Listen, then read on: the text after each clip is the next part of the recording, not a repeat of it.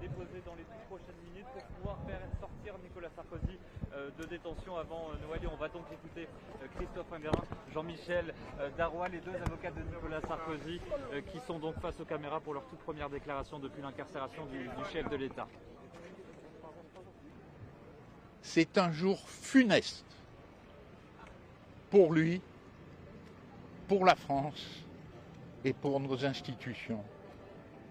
Car cette incarcération est une honte.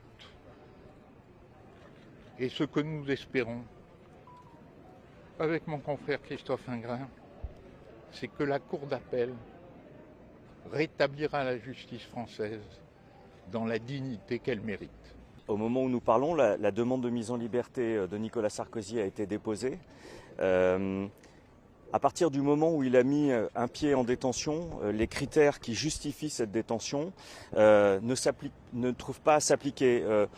On pourrait lui reprocher, on pourrait craindre qu'il ne se présente pas, qu'il ne reste pas à la disposition de la justice. À 9h35, un peu en avance, il était devant la maison d'arrêt pour être incarcéré. Il n'y a pas de risque de renouvellement des faits, pas de risque de destruction de preuves, il n'y a pas de preuves. Pas de risque de pression sur les témoins. Rien ne justifie la première heure de détention. Il y est pour un minimum de 3 semaines ou 1 mois, puisque la Cour d'appel a 2 mois pour statuer sur une demande de mise en liberté, et le délai moyen à la Cour d'appel de Paris, c'est 1 mois. Donc, en tout état de cause, même si rien ne justifie cette détention, il y est pour 1 mois. C'est un moment, comme Jean-Michel Darrois le disait, un moment qui est très dur.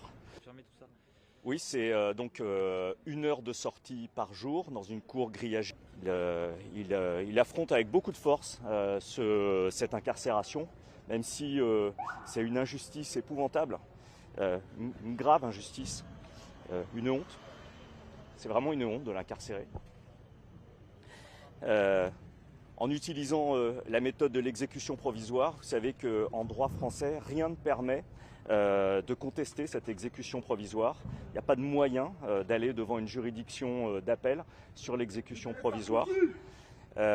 Donc voilà la situation dans laquelle nous sommes. Il est rentré, il est donc maintenant incarcéré, et notre tâche, c'est de le faire sortir de détention le plus rapidement possible pour mettre un terme à cette situation, puisque je rappelle que... Voilà, merci beaucoup. Merci. Merci.